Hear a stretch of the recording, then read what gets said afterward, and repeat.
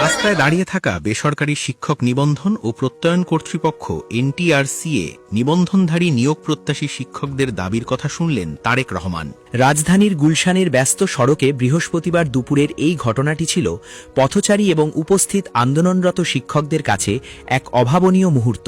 কড়া রোদের মধ্যে দীর্ঘ সময় ধরে যারা নিজেদের অধিকার আদায়ের জন্য রাজপথে অপেক্ষা করছিলেন, তারা হয়তো কল্পনাও করেননি স্বয়ং বিএনপি প্রধান তাদের মাঝে গাড়ি থামিয়ে নেমে আসবেন এবং তাদের দুঃখ দুর্দশার কথা মনোযোগ দিয়ে শুনবেন।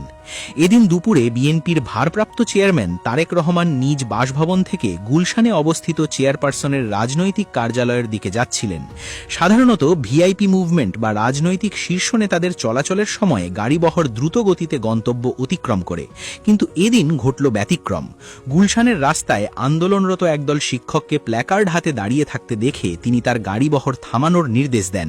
চারপাশের নিরাপত্তা বেষ্টনী আর প্রোটোকলের তোয়াক্কা না করে সাদা রঙের গাড়ি থেকে তিনি নেমে আসেন সাধারণ মানুষের কাতারে। পরনে ছাই রঙের স্যুট এবং চোখে চশমা পরিহিত তারেক রহমান গাড়ি থেকে নামা মাত্রই উচ্ছ্বসিত হয়ে ওঠেন অপেক্ষমান জনতা। তিনি হাসি মুখে হাত বাড়িয়ে দেন উপস্থিত সাধারণ মানুষ ও শিক্ষকদের দিকে। একে একে অনেকের সঙ্গে করমর্দন করেন এবং কুশল বিনিময় করেন, খোঁজ খবর নেন সকলের স্বাস্থ্যের।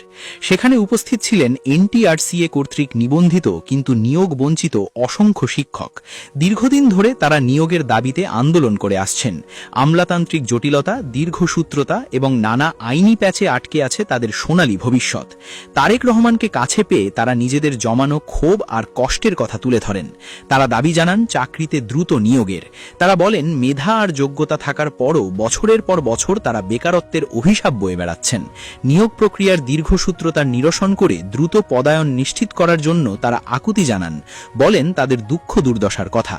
তারেক রহমান অত্যন্ত ধৈর্য ও মনোযোগের সঙ্গে শিক্ষকদের প্রতিটি কথা শোনেন। রোদে দাঁড়িয়ে থাকা ক্লান্ত মুখগুলোর দিকে তাকিয়ে তিনি সহমর্মিতা প্রকাশ করেন।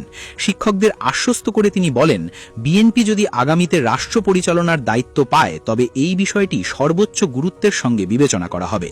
তিনি শিক্ষকদের ন্যায্য অধিকার প্রতিষ্ঠান আশ্বাস দেন এবং তাদের এই যৌক্তিক আন্দোলনের প্রতি সংহতি জানান। তার এই সংক্ষিপ্ত কিন্তু অর্থবহ বক্তব্যে উপস্থিত শিক্ষকদের মাঝে স্বস্তি ফিরে আসে। অনেকেই এ সময় তারেক রহমানকে ধন্যবাদ জানান। তারেক রহমানের সঙ্গে কথা বলার সময় শিক্ষকদের চোখে মুখে ছিল আশার ঝিলিক। একজন শীর্ষ নেতার কাছ থেকে সরাসরি আশ্বাস পেয়ে তারা স্লোগানে স্লোগানে এলাকা মুখরিত করে তোলেন।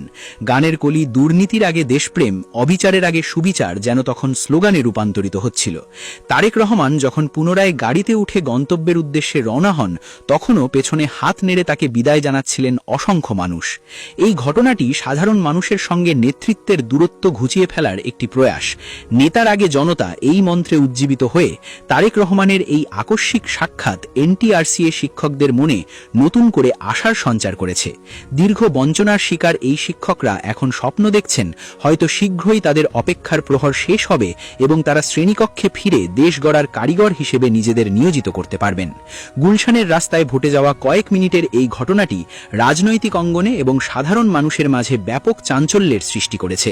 এখন দেখার বিষয়ে ভবিষ্যতে বিএনপি যদি সরকার গঠন করতে পারে তবে তারা এই শিক্ষকদের জন্য কী ধরনের ব্যবস্থা গ্রহণ করে।